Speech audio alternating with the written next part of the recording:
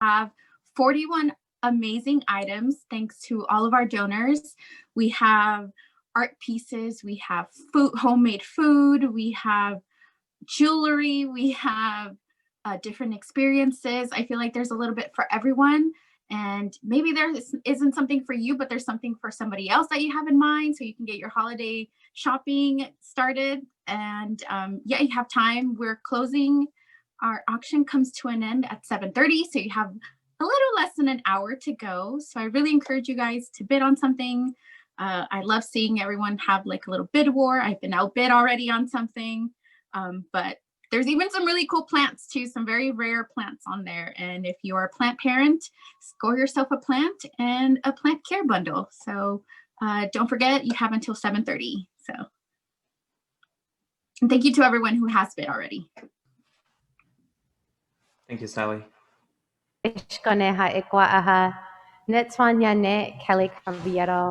Hello, everybody. I'm super happy that you are here. My name is Kelly Caballero. I am Tongva. My people are from the Los Angeles Basin. I am from the Los Angeles Basin. We are the original people of this area. Thank you, Nature for All, for having me and honoring Indigenous people and honoring American Heritage Month, but also actively having me as a participant here today for this fundraiser. So I just want to share a couple of my original works with you. This first song is titled Anywhere, and I'm not encouraging travel during a global pandemic, but I really want to highlight the fact that living in such an urban and developed city, that finding nature is incredibly hard and it's disheartening sometimes. And this song was kind of my plea to escape and find that solace that we so often need in nature. And the more we are separated from nature here in the city, the more distant and disconnected we become to our own spirits, because the earth is our home, and obviously it's our caretaker as much as we are its caretaker. So this is that song titled Anywhere.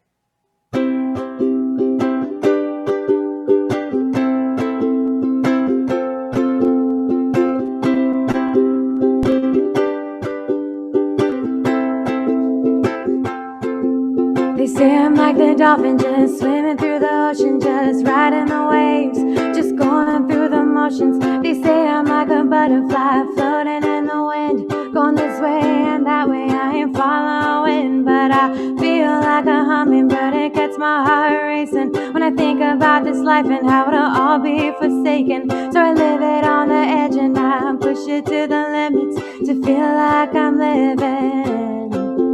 So anywhere that the trade winds blow, I'll go. Anywhere that the sun shines, I'll follow. Anywhere that the clear waters flow, I'll go. Anywhere. Ooh. There's so many dark days just living in the city, caught in a trap that they call success and good living. I know it ain't for me and it's not in my ways. I'm trying to escape, I'm trying to leave this place and go where the open road meets against the open skies and on the journeys where the truth and lies. So I need no destination, I just need to be free. I'll be at peace when nature surrounds me. So anywhere that the trade winds blow, I'll go. Anywhere that the sun shines, I'll follow. Anywhere that the clear waters flow, I'll go. Anywhere. Ooh.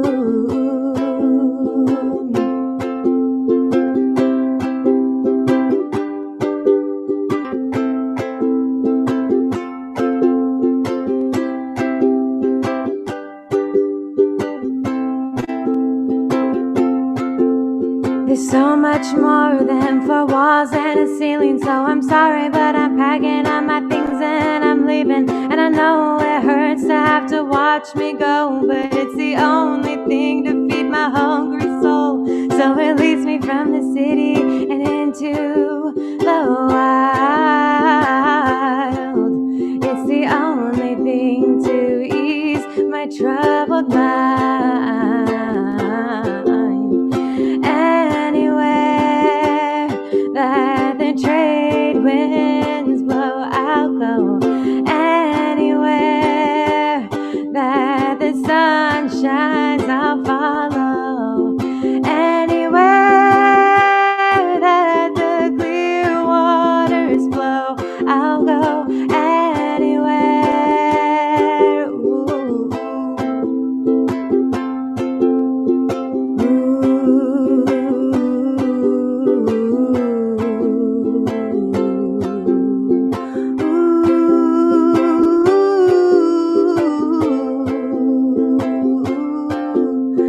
Anywhere that the trade winds blow, I'll go.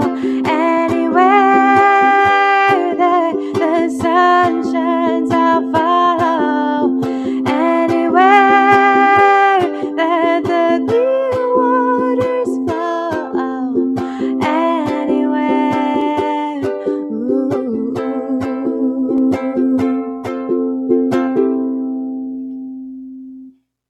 Thank you guys. I'm super happy to be here. It's nice to be with people and share community, especially that revolves around the land and nature. And I think the one thing that is truly our home. And so my work as a singer-songwriter and a poet and as an Indigenous person living in a city, I like to touch on all those intersections because it's a complicated identity being of this land and this land being covered in concrete. So this next song is titled Mountains, and it's as if I am the mountains. It's as if the mountains are speaking and want to be found. Better than I can explain things, I can sing them. So this is that song.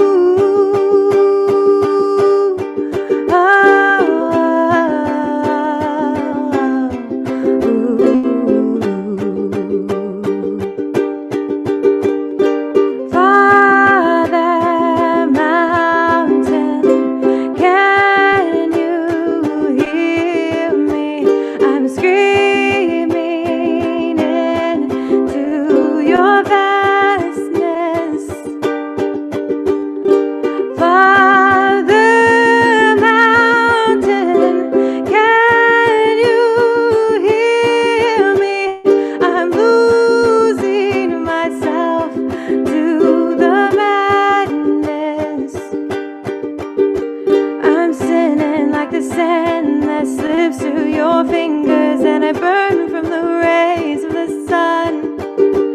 I wanna let him in, but there've been no survivors. My temple's a treacherous one.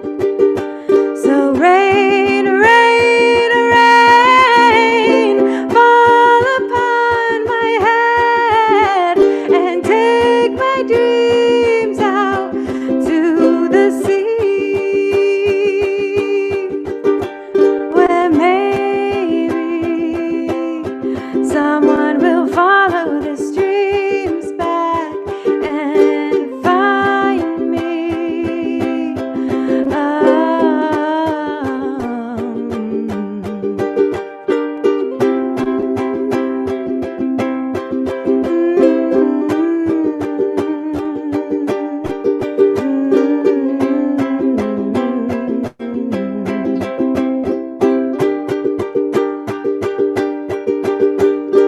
Father Mountain, can you hear me?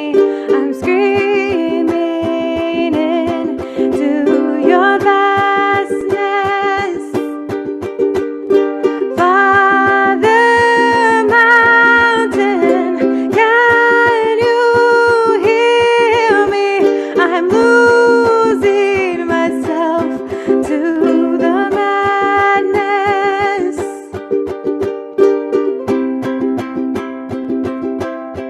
To the madness.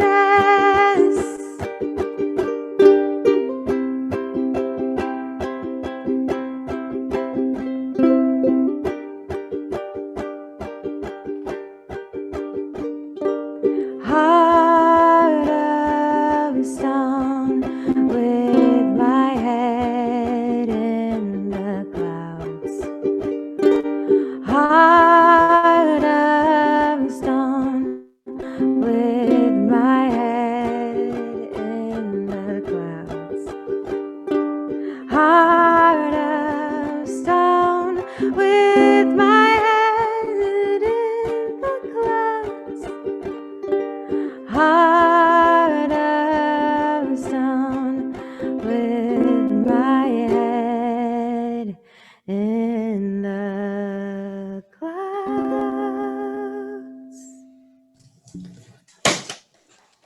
Thank you guys. Do I have time for one more? I know we're like on a time crunch. One more? Yes, yes, one more. Yeah, so yes, go for it.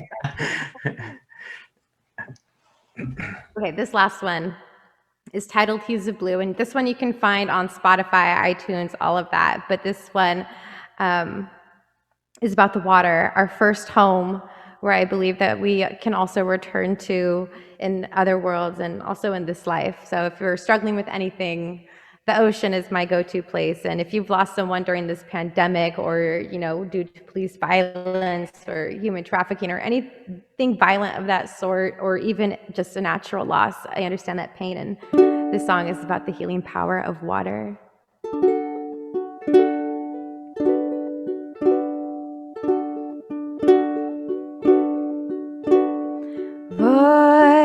Voices in the wind, whispering to me, saying everything is going to be alright, as I descend from the sky.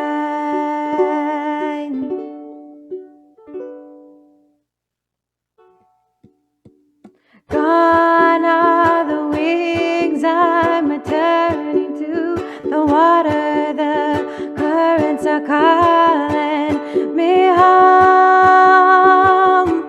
Hues of blue,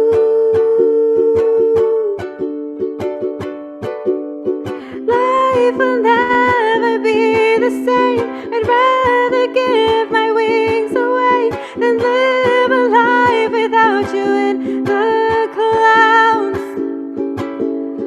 Searching for a part of you, what it was the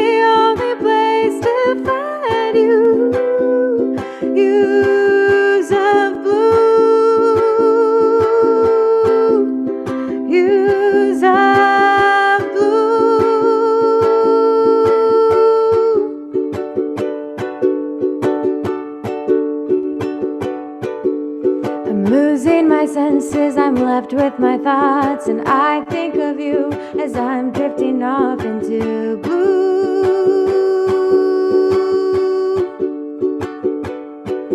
I'm weightless but sinking into unknown.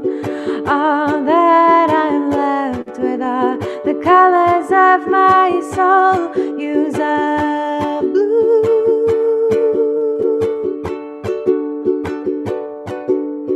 Life will never be the same. I'd rather give my wings away than live a life without you in the clouds. Searching for a part of you. Water was the only place to find you. Hues of blue. Hues of blue.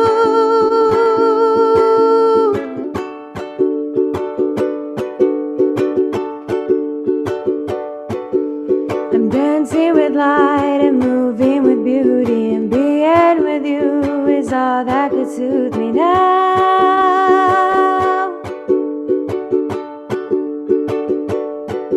'Cause the deeper I go, the closer I get to you. Life without you is life without breath, and now I'm blue with hues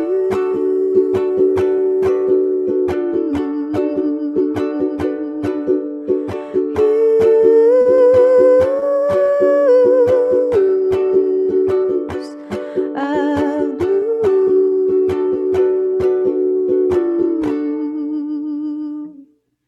Thank you so much, Nature for All, for having me, all the participants here and everybody. My name is Kelly Caballero. You can find me on Instagram, Kelly_Mija, MIJA, and I believe someone put my website in the chats. But yes, honoring Indigenous people today, every day, and always. Thank you for honoring the Tongva people and myself today. Thank you. Thank you. Thank you. Yay. Thank you. Sounds great. Well, Kelly, that was just amazing. So inspirational, and got us to a place where I think, we really just have to appreciate our land and recognize that, we are but temporary people on this land, and we have to acknowledge that history, and you do it so beautifully. So thank you very, very much. And now I'm going to kick it over to Thomas Wong, our board chair, who I think is going to give us a welcome. And then we're going to have a land acknowledgement after that. So, and apologies to everyone, and thank you so much for hanging in with us. So yeah, thanks everyone, and thanks Belinda, and that was great, Kelly. Welcome again to our fall fundraiser. This is the one that's going to help us kind of close out the year. And I know it's a weird time, right after the election, and we're still in COVID. Most people of us are still stuck at home for the most part, and the weather's changing and everything. We appreciate you, and I know there are a lot of things you can be doing on a Thursday night, not being stuck on camera or kind of going to an event. If you're like me with work, endless kind of Zoom calls and video calls through the day, I know it's a lot to come out to a night event and on Zoom, but I hope you'll enjoy tonight. We'll keep it short and sweet as much as possible, and we'll tonight gonna go into some stories from some of our leadership program graduates and some of the work that they're doing, and the amazing work that they're doing to support our communities. Highlight a few of my fellow board members and the work of the staff at Nature for All, and thank you for your support. I know it means a lot for each of us that you're spending not only time but also donating and contributing your own resources. I know it's a tough time for a lot of people in our communities, so thank you so much for supporting our work, supporting the work of Nature for All, and supporting our communities as well. And so let's we'll kind of leave it at that, and hope you'll stay with us. We've got a short program coming up, but we want to start with a land acknowledgement, and we'll cue up the video. Niha Noone Shivanga Nonim Herka Noiha Tomachar. Hello, my name is Joshua Andujo. I'm a tribal member of the Gabrielino Tongva, San Gabriel Band of Mission Indians. I descend from the village known as Shivanga, which is in Montebello, where I was born and raised. My Tongva name, it translates to strong standing oak. I just would like to acknowledge the land that we're standing on. We are in traditional Tongva territory. We are the original people of the LA Basin. Our territory stretched from Malibu to Laguna Beach, the Channel Islands into San Bernardino. And I just want to remind people that we are still here. We are not people of the past. We're still keeping our cultures alive and everything. We're still thriving as well. And I just want to say Wishkoneha and thank you. Thanks, Josh. That was great. And we'll kind of head into our conversation here. I think Belinda, right, and you and I will talk a little bit about some of our work on legislation. Absolutely.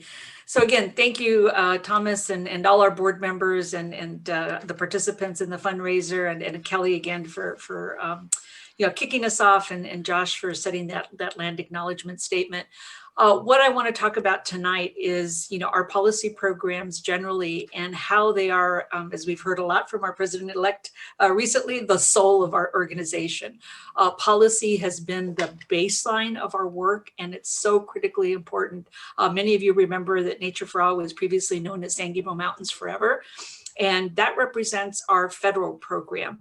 And our federal program has been a bedrock of our policies that we're trying to get established to be able to create the San Gabriel Mountains Foothills Rivers Protection Act, which will expand the monument designated by President Obama, which we were very thankful for back in 2014.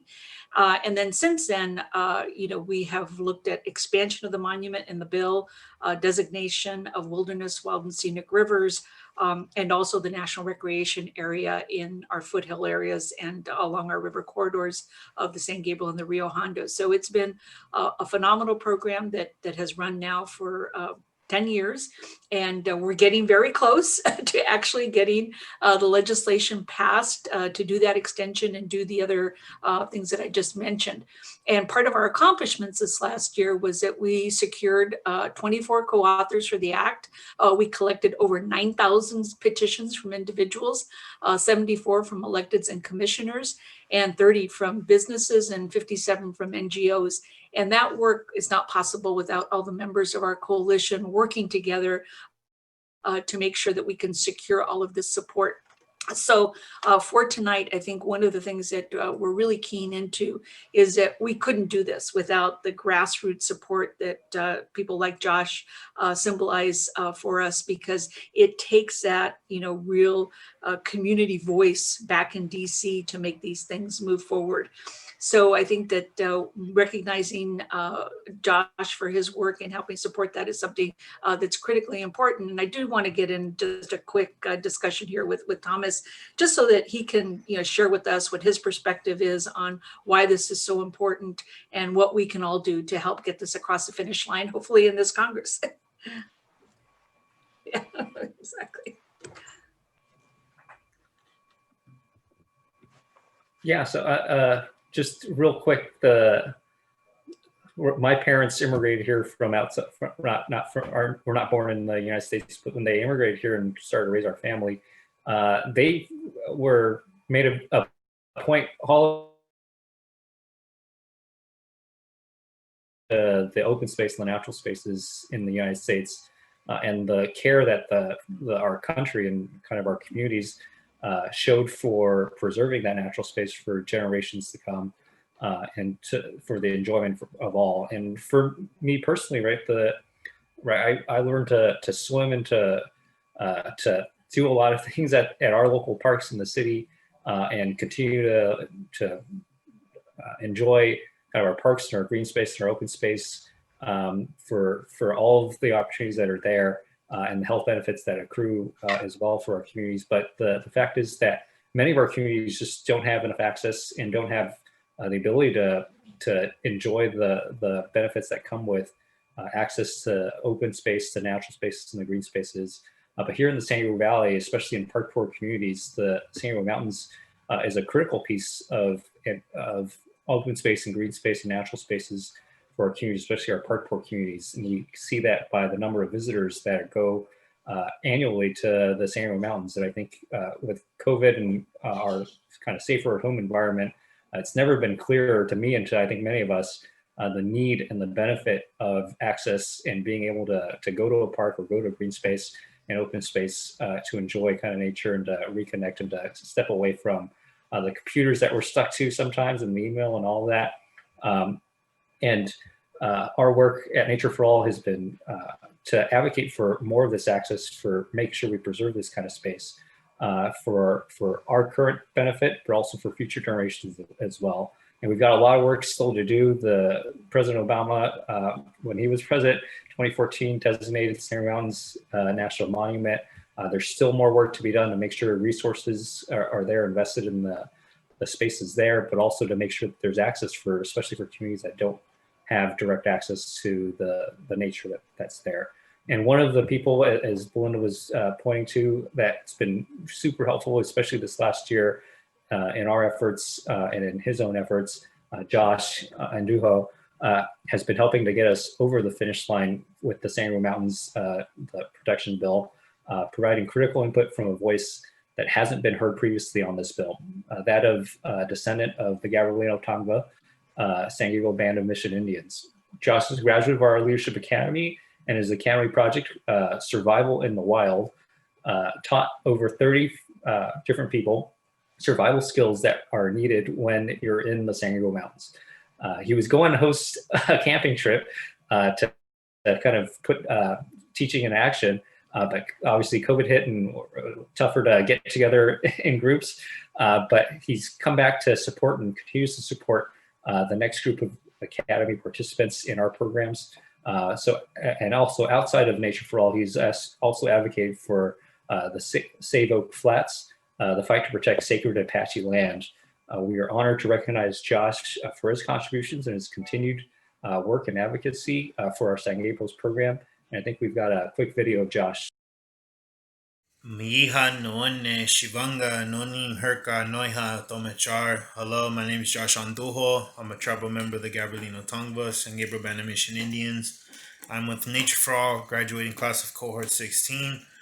Just want to say thank you to everybody for having me as an honoree for this year's 2020 Fall Fundraiser. Want to give another thank you for the dope opportunities y'all gave me within and outside of the organization, having me a part of the program, two, working with my tribe, just giving us so many opportunities to educate people that were still here, the knowledge that y'all shared with us, and for sending me out to DC to do some lobbying for a bill that fortunately I was able to get passed that time being out there. Just would like to reflect on the opportunities within the program. Like I said, from having me a part of the program, being able to meet a lot of dope people, understanding how local politics work from city to our governor, and being able to use that knowledge and share it with the community, and I'm fortunate enough to start my own organization with the knowledge that y'all shared with us of how to do things in a right way as a community organization. So again, thank you for everything, and I'm really honored to be a part of this program and to be an honoree. So again, thank you to everybody. Wish Koneha. Thanks. Congratulations, Josh. Yeah. So Thomas, I think we can move on into our next award, which is, for basically our work in water policy, which has been a more recent addition to our portfolio. And it's something that we started working on about 3 years ago when it became clear that water was becoming such a critical issue in all facets of our work, not only as it relates to the San Gabriel Mountains as a source of our water supply, but also understanding the context in our urban communities and where people were starting to feel the effects of the bad impacts of dirty water on our health and such. So we started working on Measure W, the Safe Clean Water Program. And as part of that, we recognized that, the big missing voice out of all of this was the local community.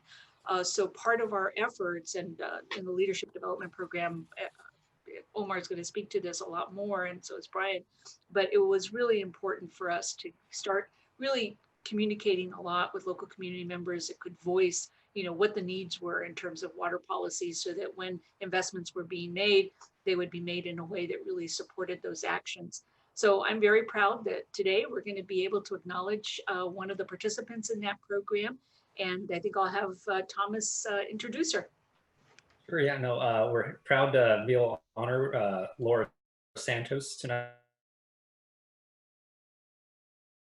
from our San Gabriel Valley Leadership Development class in 2019, and then the 17th cohort of our Leadership Academy this year.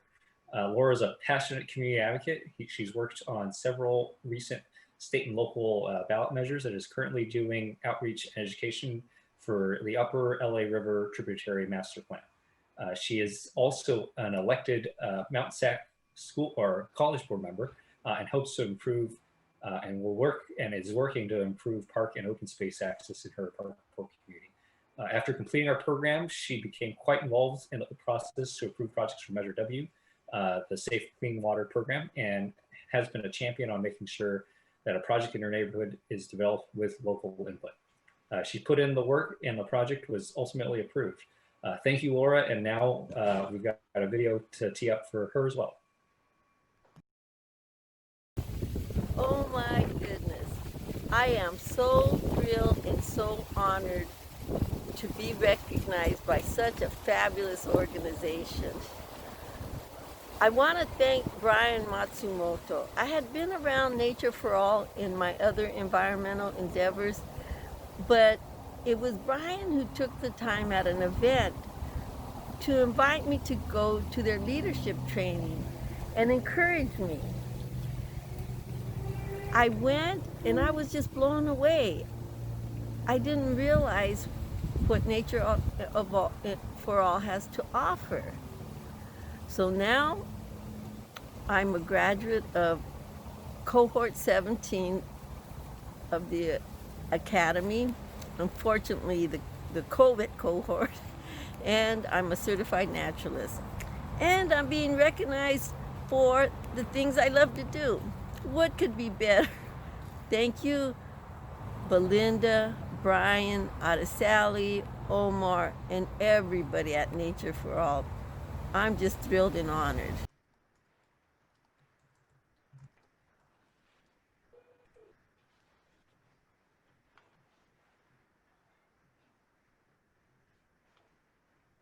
Congratulations, Laura. Sorry, I couldn't hit the mute button real quick. I just want to do a quick reminder. I know it's 7:30. I hope we have extended the time for the silent auction because I'd like to bid some more, but hopefully that's extended for a few more minutes at least. But if you haven't already, please check on your bids and go check it out again and make sure you put in your bids.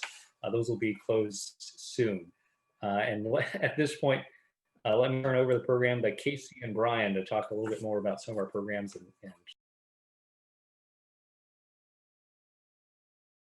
Everyone, thank you.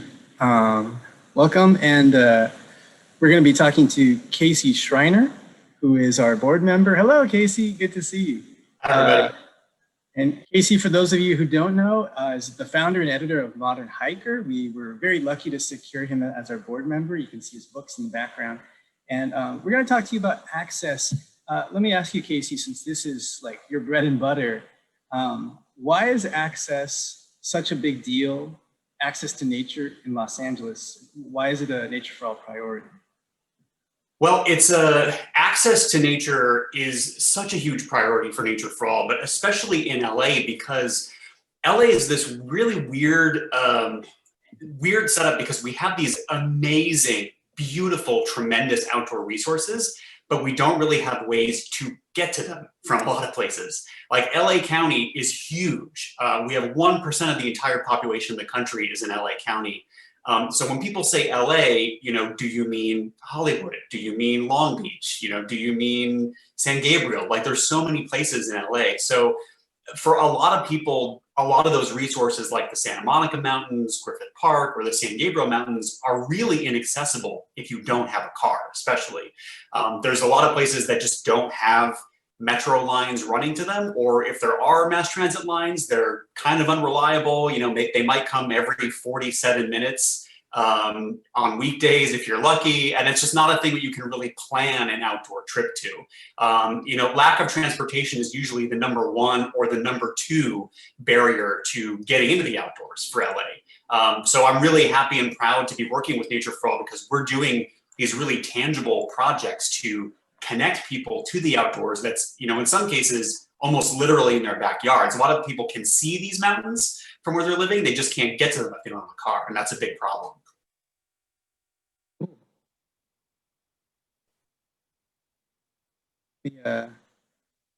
The primary thing that I work on for sure. And did you have a question for me? Yeah. So, like, what are we doing about that access? Like, what are some of the programs that we're doing here? I'm glad you asked that question, Casey. A real thing that we've focused on at Nature for All is transit to trails. It's a really huge opportunity we have here in LA because if you think about it, the San Gabriel Mountains are 70% of our open space, right? But there is literally no way for a person without a car to get up there. And those are our public lands. And meanwhile, you know, we've invested a lot of money in public transportation. The Gold Line goes so close to the foothills, but you just can't get up there. So many people in the region have been working on transit to trails over the years, and we've really taken it and we're doing the San Gabriel Mountains Transit Infrastructure Program to really coordinate across the region. And so you can see the Gold Line running below and 8 different routes that we're working on with cities and agencies. You know, these are different proposals, but the idea is just get folks on shuttles and buses up to these popular destinations so they can see for themselves.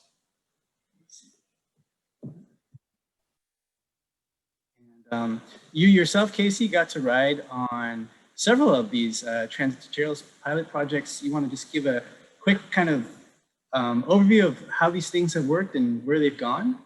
I did, yes. I was lucky enough to ride on two basically the major pilot programs that we did.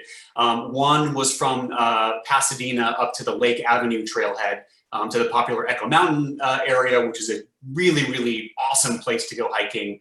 It's a great gateway to the San Gabriel Mountains.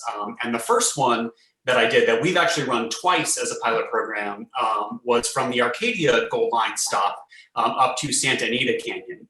Now I'm a big hiker. I've lived in LA for like 17 years now. And if you had told me, you know, 17 years ago when I first moved out there that I would be able to go hike in Santa Anita Canyon without ever setting foot in a private car, I would have like laughed you out of whatever platform we were talking on. The first time I did it, I live in Thai Town. So I walked from my front door to the Red Line, took the Red Line to Union Station, took the Gold Line up to Arcadia, took the shuttle up to the trailhead, and literally every single journey or every single leg of that journey, I met someone who was excited to be hiking and was actually joining that.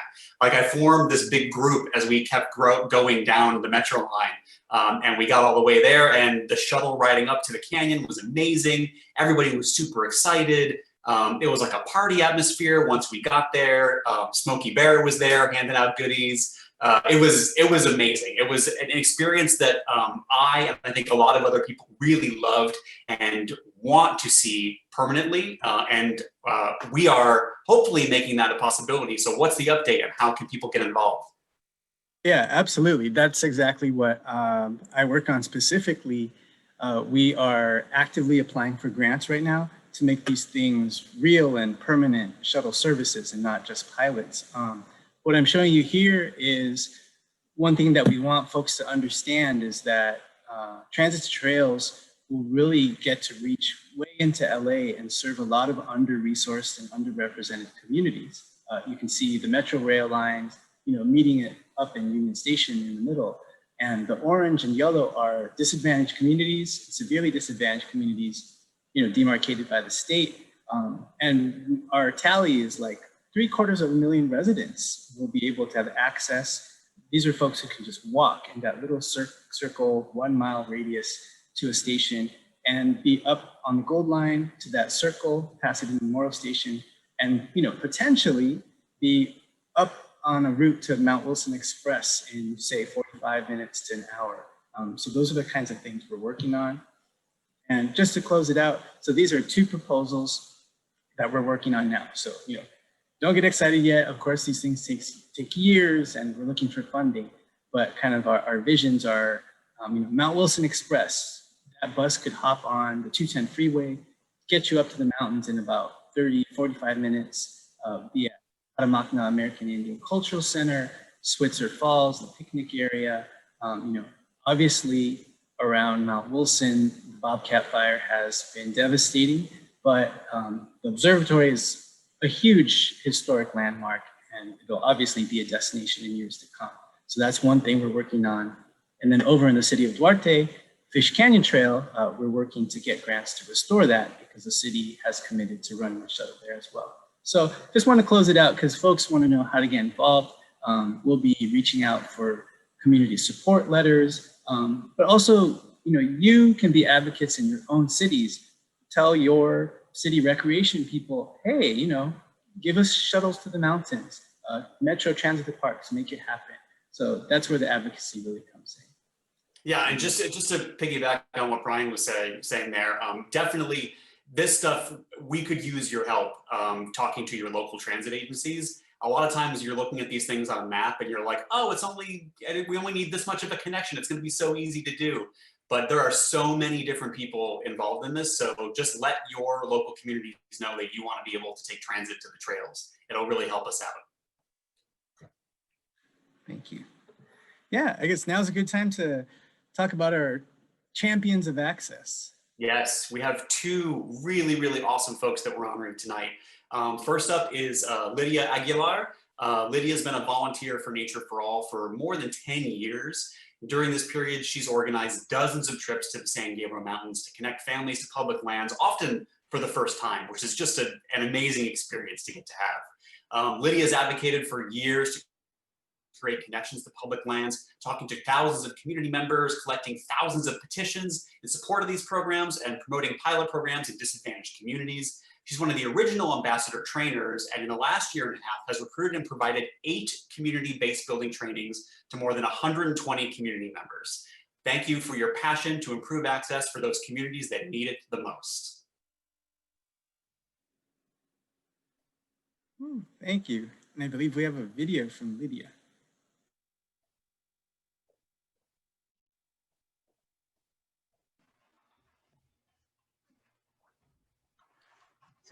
Hey, Brian, we're having some issues. Can you move into the next awardee and we'll try to bring Lydia's video? Absolutely, back to back.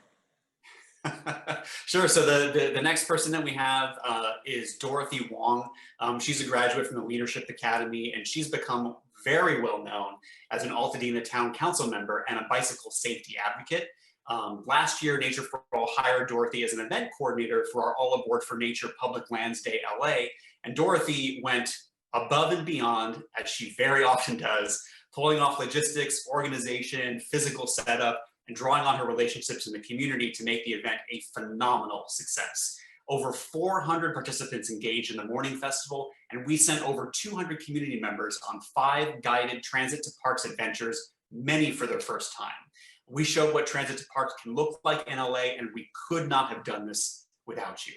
Dorothy's also been dedicated to the Stewards Group, and during this pandemic, when so many have felt isolated, she has co-organized the popular Wild LA Wednesdays book club series, which just yesterday discussed LA wildfires. Dorothy, you have helped provide a community of sharing, learning, and deep appreciation for all this wild LA that we live in. Thank you for your dedication to access and to Nature for All, and for your boundless energy.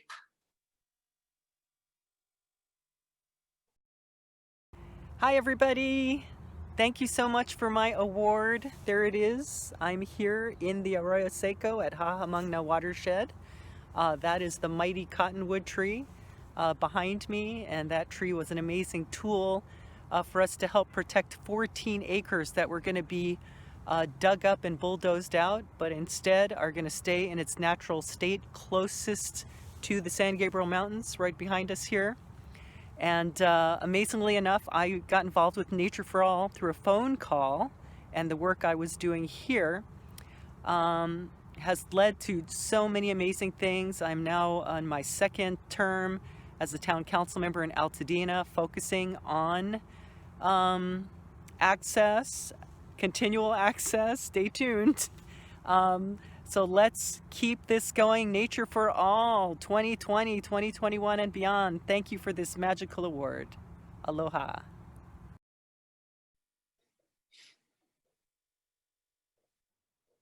That was great. That was totally Dorothy.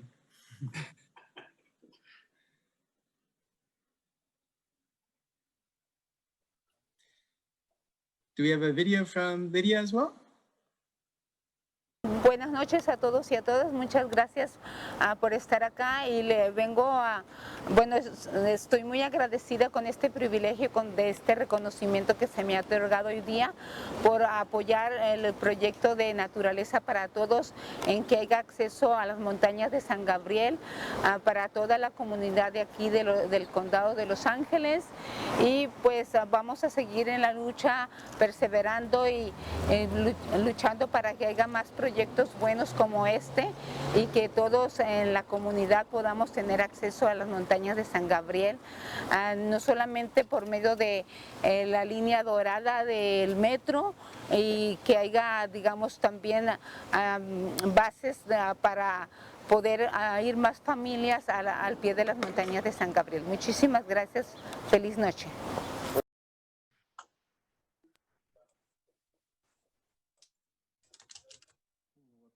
Gracias a Lydia, and thank you so much to Dorothy. Thank you, Casey, as well.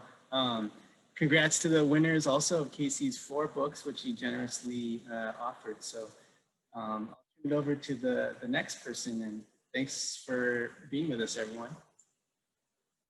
Thank you, everybody, for joining us. So we are the third panel. So we're going to be sharing, and we're going to be talking about our work with the Leadership Development Program. That, you know, this is the most important program for nonprofit organizations.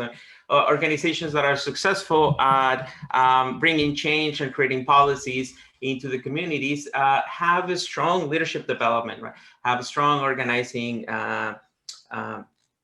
tools and skills that can really deliver change to the communities, but work really closely to the communities. So one of the things that I wanted to do, I wanted to start just highlighting briefly some of the you know, the work that we do. So traditionally, most most nonprofit organizations tend to work, or at least I've seen that they work on creating a very good maybe training program, but there's no follow-up, right? And then they usually have just one training program, and that's all that they provide.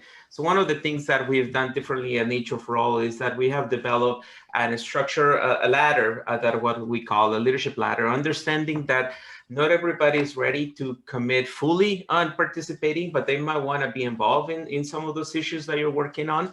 And then that you need follow through, right? So a lot of, like I said, a lot of organizations do one training and then, you know, thank you, and we'll see you again at some point. And one of the things that Nature for All does differently is like we have continued engagement with our participants, with our trainers.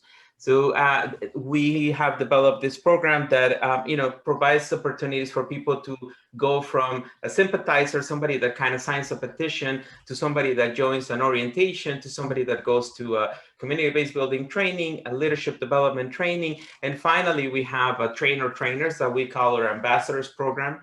And this is you know, the super leaders, the super volunteers at this level. They have gone through several steps of trainings. And now they're organizing in the communities, they're recruiting to the communities, and they're providing trainings to those communities. So before, you know, I'll just wanted to highlight some of our goals, some of our impact in this year. So obviously with COVID, our numbers have changed a little bit. We had to transition all of our organizing programs, all of our trainings to a virtual setting like this. But, you know, just this year, we've done more than 20 meetings, including, you know, some virtual meetings with elected officials, all of those organized by our ambassadors. So that's something that we want to highlight, how the ambassadors are the ones that are building relationships with the elected officials in their districts. We've done more than 36 new leadership new leaders training into our leadership program, 10 new ambassadors this year. We've completed 137 community-based building participants went through our community-based building training. Almost 200 have gone through an orientation process, and about 2,000 petitions. But that's just the numbers, some of the work that we've done. But more importantly, like I said, is those connections that the leaders are establishing with elected officials and to the communities. That is important.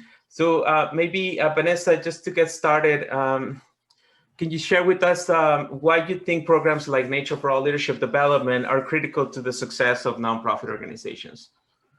Absolutely. Thank you, Omar. Buenas noches. Es un privilegio, un honor estar con ustedes. It's wonderful to be here with everyone. When this program started 10 years ago, Omar and I were in different places, but working together. And what I remember in conversations was making sure that we wanted to, that there was a program that was developed that would address the needs of community and spark interest from the community. So I think that Omar having had so much experience with leadership trainings and academies, there was real insight from community members and from promotores cívicos or civic promoters that was informing what the structure would look like. And that was really what was needed, was this structure for a leadership academy. And the reason why they're important is because organizations that are doing advocacy work or organizing work, such as Nature for All, rely on being able not just to have the policy victories and to have the legislation passed, but really to engage those residents, those community members who are most impacted by the policies, the programs, or the practices. And so when community is at the table and able to inform what those changes should be, that's when you start to see real systemic change that can be truly impactful in a way that's positive, in a way that's encouraging, and in a way that also restores hope and hope in a system. And so the success of a leadership academy, like Omar said, isn't made up of just providing information and sending people along, but it's also about engaging the people that you are interacting with and ensuring that they are informing what the curriculum could look like, how it can be improved, how it can resonate with community more, and also providing opportunities for those residents that are receiving the Leadership Academy. There's a fly, I'm sorry, I feel like Mike Pence right now. That there's an opportunity for those people that are engaging to really be part of the process, this democratic process that is supposed to be open and transparent and truly democratic. And that's what that looks like, is community residents being at the table to do that.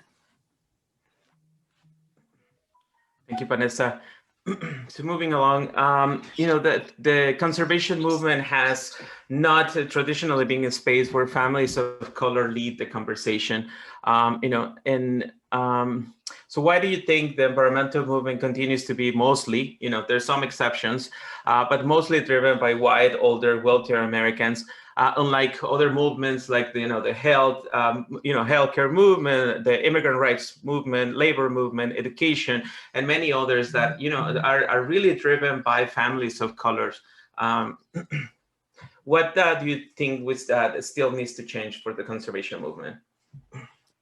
A couple of things. One of the reasons it remains that way is because there's not a Nature for All in every state and every large area engaging communities of color. I think what Nature for All provides is a perfect recipe for how you bring people of different backgrounds to the table, people of different experiences to the table. And it really, the organization also capitalizes on the fact that many immigrants that you've engaged and that you have put through the Academy program come from places where open spaces and natural resources were very accessible. And it's something that is part of their culture. But when they come here, for instance, to Los Angeles, it's very different. The access isn't as readily available. The days look different in the way that we work. That's one reason. I think another reason is we haven't quite, as a national community, we haven't quite enough put sufficient change in the narrative that connects the environmental movement and the green movement, connects it to the health movement and different aspects of it. This is not just a matter of conserving open space. This is now a matter of public health. And we're seeing it right now in the pandemic. In my regular work, I engage with several different parents. And one of the things top of mind with Latino parents, for instance, is the mental health of their children. And staying indoors and doing the distance learning has been very challenging for a number of reasons. They have found refuge in being able to take their children out on a hike, at a picnic. Parks being closed, I know for my kids was horrible. We would drive by a park and there'd be ribbon, caution tape all over the slides.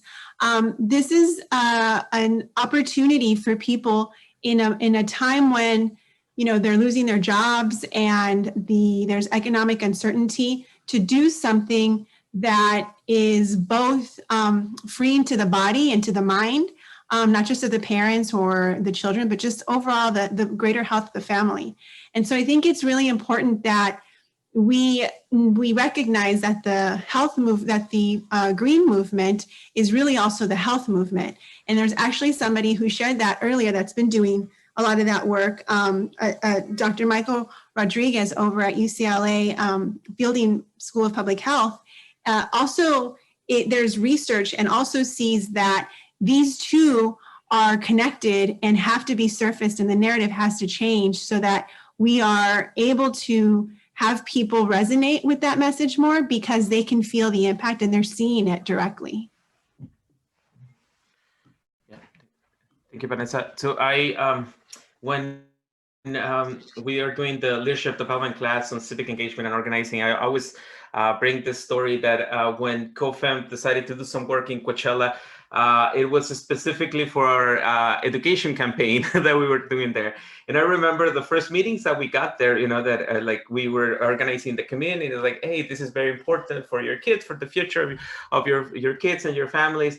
And, you know, everybody had like, you know, I believe you, this is important, but, you know, there's A, B, and C that are on top of my list. You know, there's all these things that are happening. There are raids happening on the streets, you know, and I'm afraid that, you know, I'm going to be picked up by immigration. So there were all these other things that were happening in those communities that would not allow them to, you know, to even consider education as a priority, because they had all those issues.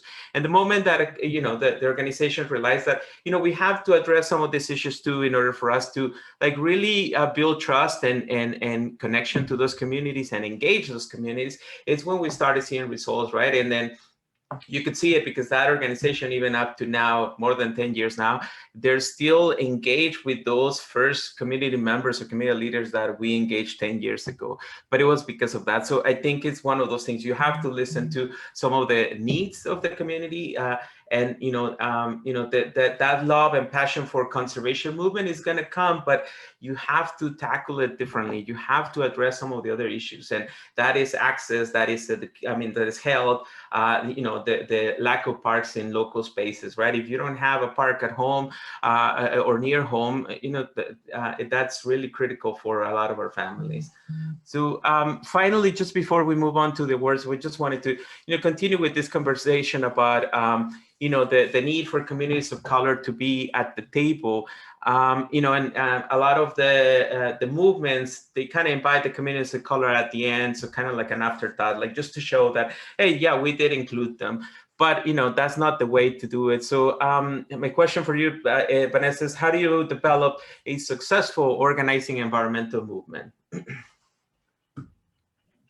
I think the knowledge of being able to understand how the system can work and how you can use that system for change is really important. Community residents will always be the first to be able to tell you exactly what the problem is. I can't take the 55 to the 24 to the, and they'll tell you the problems with the bus lines or where they can go up to and where they can't. Or, they can say there's this, they might know about a beautiful public beach house like the Annenberg Beach House in Santa Monica, but they won't be able to get to it because either they don't have the transportation or the work schedule or a variety of different things. So community understands the problems, they're living the problems, But what we need to cultivate more and encourage more is understanding how that change actually happens. And earlier, you heard people asking you to be in contact with those that make the decisions with Metro and some of the other decision makers. That's a step, and that's a very critical step in understanding that policy making is really more of an art than a science. Policy making is more relational. And what we're seeing now across movements across the state and the country are people that are taking the microphone and speaking out about their experiences and calling for the change, because we're starting to understand, everyone is starting to understand what those processes are to make the change in the policy, the program, or the practice.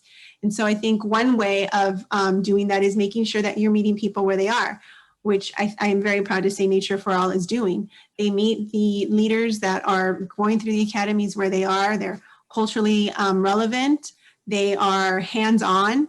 They even just offering schedules that are offering the programs to meet different schedules is important. So it's really about engaging and not involving. And the difference is engaging is you are creating the opportunities to authentically allow people to participate versus, presenting something that maybe is not in line with, something that makes it easy for folks to become involved. So that's, I think that's an important way of being able to ensure that the diversity is there and continues to be there.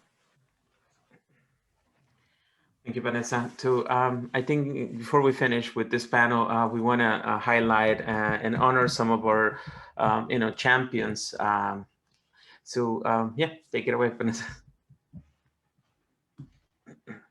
Great. So the first honoree tonight is Olivia Diaz. Olivia Diaz truly represents what the Leadership Development Program is about. Over the last almost 4 years, Olivia has gone through our leadership letter organizing model, which Omar earlier described. She is started as a volunteer who wanted to bring more parks to her community. And over the years, she completed the leadership trainings and the Train the Trainers program. So she's also brought people up with her.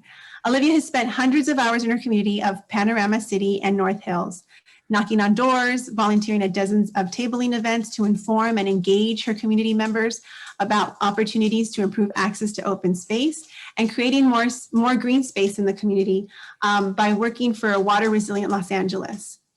Olivia has completed the Ambassadors Program. She has recruited and trained close to 100 additional community members, and she's played a key role in organizing Nature for All community events in the San Fernando Valley. Olivia has put into practice everything that she learned in our leadership program, and she's developed strong working relationships with local elected officials in her district to the point that all the staff members know her work, and her work in the community. Olivia is a real community champion, and we thank you for your passion and determination to bring nature to one of the country's most densely populated and park-poor communities. Congratulations, Olivia. Muchas gracias Nutrirosa para todos por darme la oportunidad de ser parte de este proyecto y poder apoyar a diferentes personas de la comunidad que también están interesadas en ver un buen futuro para nuestra comunidad, lo que es en áreas verdes, en aguas limpias. Las clases han sido todo un éxito. A pesar de lo que se está pasando en estos tiempos de la pandemia, hemos tenido buen alcance y eso es algo fabuloso. Eso quiere decir que estamos interesados en seguir haciendo el cambio. De corazón, muchas gracias. Bravo, Olivia. Should I move on to the second now, Omar? Yes. Mm-hmm. Great. We also want to honor Emi Kusayanagi, who exemplifies Leadership Academy goals by putting her training into action in order to engage and connect underserved communities to the San Gabriel Mountains. Emi was a graduate of the 16th cohort of the Leadership Academy. Her Academy project was a highlight for 2020, which connected over 30 youth from Lenox, a small community right near the airport, to all the wonderful benefits that nature can provide. The project, which also emphasized potential careers for youth in the outdoors and provided education around why and how to advocate for public lands. Additionally, Emi has been an exemplary Academy alumni in her eagerness to support our lobbying efforts this September in our virtual fly-in. Again, Emmy went above and beyond in order to support and move legislation to protect the San Gabriel Mountains. Emmy, your energy, determination, and ongoing support is why we want to honor you tonight with this special, special award. You are an important part of this organization and the community at large. We want to thank you and congratulations, Emmy. Hi, my name is Emmy, and I am a graduating member of Nature for All's Cohort 16 Leadership Academy. I'm so glad that I decided to apply to this program because being new to Los Angeles and coming from a purely fieldwork-based background, the program truly opened my eyes to the various aspects of the environmental movement here and understand the intersectionality of environment with social justice, history, politics, and community organizing. Some highlights of the program include getting to know my cohort members and meeting people and coming together with people who share similar interests and desire for change and, still coming from various different backgrounds. So getting to know them was really fun. Another highlight is hearing from different organizations in Los Angeles and getting to visit some of those places. Another highlight was I always looked forward to the vegan-friendly and locally sourced food that Araceli ordered for us. And finally, my final project where I brought a group of 30 youth from Lenox to the San Gabriel Mountains, and many of them had never visited the San Gabriel Mountains. So that was so much fun and allowed me to bring together everything I learned from the Leadership Academy into an actionable project. Thank you so much for this recognition, and I am so honored, and I look forward to continuing to be involved with Nature for All. Thank you. Thank you very much. Well, thank you, Vanessa, so much for joining us with this panel. And I think we're gonna pass it over to Araceli, who's gonna have the final panel of the night. And also we invite you to stay over after the last panel. We're gonna be announcing the winners of the silent auction. So take it away, Araceli. Thank you, Omar and Vanessa, and to all of our honorees and speakers so far. I was really excited today to be on the call with Charles. I'm not sure if he's there. I think something did come up, last minute emergency. So I'll be having this conversation with Brian today. So you can also spotlight Brian if you can join me on for this conversation. And we're going to talk about the Stewards, our Stewards program. Our Stewards program is, we've been kind of relating to different parts of the bodies. I'd say the Stewards are the lungs of Nature for All, with a mission to empower Nature for All alumni, volunteers, and community supporters to continue their advocacy work and support the goals of the Nature for All Coalition. The Stewards are our diverse and active volunteer group, which includes alumni of both the Leadership Academy and the Leadership Ambassadors Training Program. The Stewards group has grown from a few Leadership Academy graduates hiking together to an organized grassroots volunteers group. So again, I'll be joined by Brian with, I guess, Charles, guest speaker in the background. Thanks for joining, Brian. So I wanted to ask you, what would be your definition of a steward?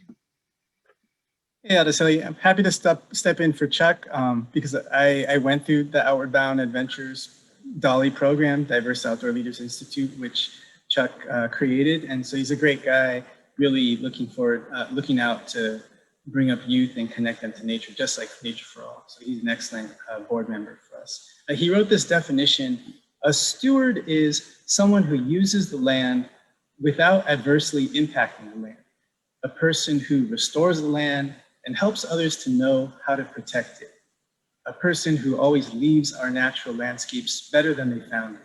A steward is a teacher, a mentor, and champion for the diversity of all living beings. That's great. And I think that that definition really exemplifies or defines the honorees that we'll be honoring tonight for our community champion of the Stewards program. So Brian, who is our first honoree? Yeah, it's really appropriate that I get to recognize Brenda Kyle. who's become a personal friend, but we met through Nature for All. Brenda Kyle is a long-term supporter and advocate of the Nature for All Coalition. She's a 2013 graduate, although, taking it back to the 5th cohort of the Academy. And she continues to not only be generous with her time, but is a trailblazer, creating programming and resources that reach our Spanish-speaking community members. As a Nature for All steward, docent, and certified naturalist, she initiated the first Spanish language nature walks at Eaton Canyon, Paseos en la Naturaleza, and has worked for years on personal efforts, including translating and gathering Spanish names for native California plants, securing binoculars for bird walks, and creating Leave No Trace cartoons, which I encourage you to check out in Espanol in her social media, Chaparralche. At the Theodore Payne Foundation, as Community Engagement Coordinator, Brenda has been increasing inclusivity and diversity through her outreach efforts to widen the audience to our underrepresented communities. Through her work, she has increased community participants' environmental education, access, and personal experiences in nature. So Brenda, thank you for your dedication to stewardship, education, and to Nature for All. Thank you so much, Nature for All, for this wonderful honor. Going through the Academy, I learned power mapping, art through advocacy, and really what building community means. A lot of times our work as advocates becomes silent, we become invisible, and that's when it's more important to become more vocal. It's going through was such a wonderful experience, and having people support me in our mission, which is to have better access to trails and the outdoors in general. Many thanks to Eaton Canyon, to the Theodore Payne Foundation, and to all the wonderful people that donated binoculars, because that's when community came together. I didn't do it on my own. Thank you so much for this wonderful honor. Appreciate that. You got it. Sorry about that. I was having some serious technical difficulties. Go ahead, Araceli. I'm sorry. No worries. It seems like all of us tonight. So it wouldn't be a Zoom event if we didn't have at least a little bit of technical difficulties. So thank you so much for joining us. We just shared about Brenda, and we're off on to our next honoree. But before we talk about our honoree, I want to just share a little bit more about the Stewards Program, and then maybe ask you another question, Charles. Sounds good. Thank you, Brian, for standing in. He make a good Charles. Thank you, Brian. Learn from the vet. Awesome. So a little bit more about the Stewards Program. So prior to the global pandemic, the Stewards were hosting a variety of engaging community events, ranging from river cleanups to beer festivals. They found innovative ways to connect families and underserved communities to all the benefits that nature can provide, and turn them into advocates for our public lands. So when we all had to shift to a safer at home order, the Stewards did what leaders do best, and they stepped up to the plate to support their communities. They continue to host fun, engaging, and informative virtual events to support their community during these tough times. These included a virtual Friday film night, an immersive book club with the Natural History Museum, and Instagram nature talks, and so much more. At the core of these events is the ongoing organizing efforts by all the stewards. And Charles, I wanted to ask you, for those wondering at home, how can they become a steward for public lands? Why, thank you. I'm almost afraid to follow Brian. He does such a good Charles. I'm really impressed with him. I could see him doing me, but I couldn't get on. But anyway, thank you for that. I think first, to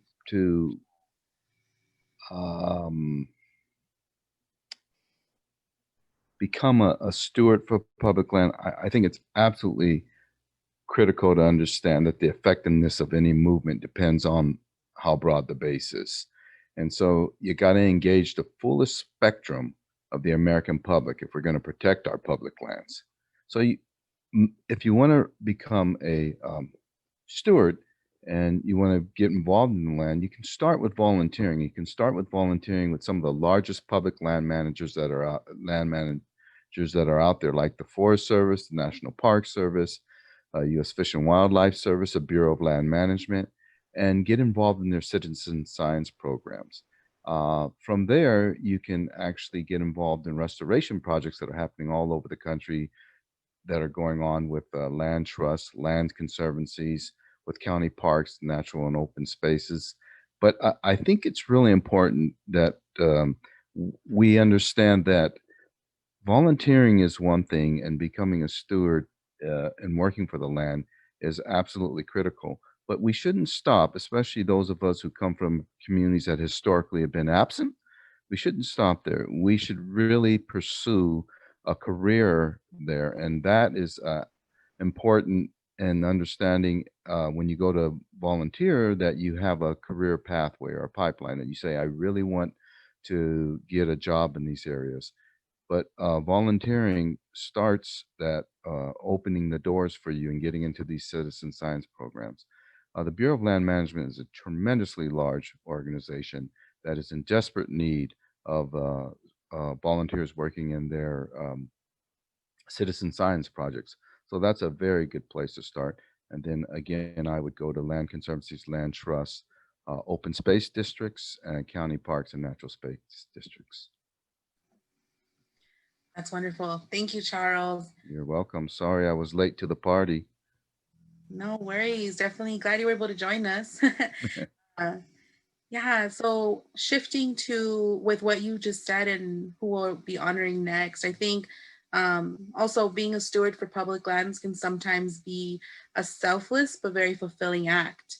And I think all that you shared also defines our next honoree.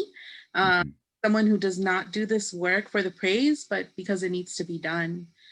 Can you share a little bit about our next honoree? Absolutely. Our community champion, our next community champion for tonight is Machiko Yasuda. Am I pronouncing the first name correctly? I haven't had the pleasure of meeting her. Is it Machiko? Yes. Okay. She's a graduate of the San Gabriel Valley Leadership Development Program, and Machiko truly exemplifies a leader, because through her determination, energy, and commitment to showing up for others in need and supporting her fellow classmates to researching and advocating for equitable access to local trails, that's the way to go, Machiko. That's just one of the best things you can do. Machiko goes above and beyond for the organization and for the community at large. Not only is Machiko a consistent and supportive member of the Steward Group, she works with a variety of local organizations around the preservation of the San Gabriel Mountains and local trails. She and her partner Max maintain a trash bag right around the corner from my house up here. I'm right at the base of the San Merrill Trail, and she has a trash bag there. I wonder whose trash bag that was. So thank you for that, Machiko. And you guys do regular cleanups there. Very good. She's written letters to Metro speaking up for transit to parks in the Palos Verdes fight for affordable public lands parking in her community of Altadena to speak out for safe streets. So when needing any sort of technical support, Machiko is always willing to lend her time and support. And in fact, when needing support on the development of a website for volunteers for our local forest, Machiko was the first one to step up and lead those efforts. So Machiko, we are extremely happy and honored to be able to work with you and to honor you through this award. So thank you so much for your dedication to protecting and connecting people to the San Gabriel Mountains, and especially for Nature for All. Thank you so much. For me, joining Nature for All has been such an opportunity to meet amazing people and really connect with the land here and all the amazing people that care for it. And I am just so excited to keep working with everybody here. Wonderful. Thank you, Charles, again, for being here for this conversation and to help me present these awards tonight. I want to also thank and congratulate our honorees from tonight, all of our honorees. And I want to invite the audience to join us in congratulating our champions. You can congratulate them via chat, or next time you see them in person when we are able to meet again. And I want to also remind folks to please, if you can, continue to donate to our fundraiser. Although the auction has ended, we are still taking donations. You can text N4A to 661-218-1323. And so I thank you again. I want to close tonight by just giving everyone my heartfelt thanks for your participation tonight. It's been utterly amazing. Here it is, almost 8:30, and we still have 47 people participating. So yay! That is very, very cool. And so first of all, I want to give a big shout out to our board members. Thank you so much. For participating with us, for helping to drive the efforts. All of you, have contributed in so many different ways, financially, personally, and we can't thank you enough. We have such an awesome board. And of course, to the staff, we could not have put this together without the efforts of the staff. Yay. I do want to give a shout out to our coordinator that just recently left us, Kim Orbia, who I think may still be on the call. She did an amazing job starting to get us set up for this fundraiser. And then Brian, Araceli, and Omar picked up after that and have just done amazingly. So we're tremendously excited and appreciative of not only those people that bought tickets, but everybody that participated in the auction, and also all of our donors. And before we say adieu to everyone, we want to see, for those of you that can turn on your cameras, we want to take a quick screenshot of everyone to make sure that we can memorialize this, and want to just again give you our heartfelt thanks for your participation today. So if we could go to that, Omar, so we can take a screenshot, that would be awesome. Sorry, Belinda, but for the webinars, it doesn't have the option. It doesn't have it. No. Oh, okay. So it's only the panelists will be able to. It does. So we can do a panelist screenshot. Okay, terrific, terrific. Well, again, thank you so much. And I look forward to, hopefully by next year, we'll be able to do this in person and celebrate together. But this was actually pretty awesome. I just so enjoyed hearing from everyone and really being able to appreciate the depth of our programs directly with all of you. So thanks and good night. Y'all can unmute though. Thank you so much, everyone.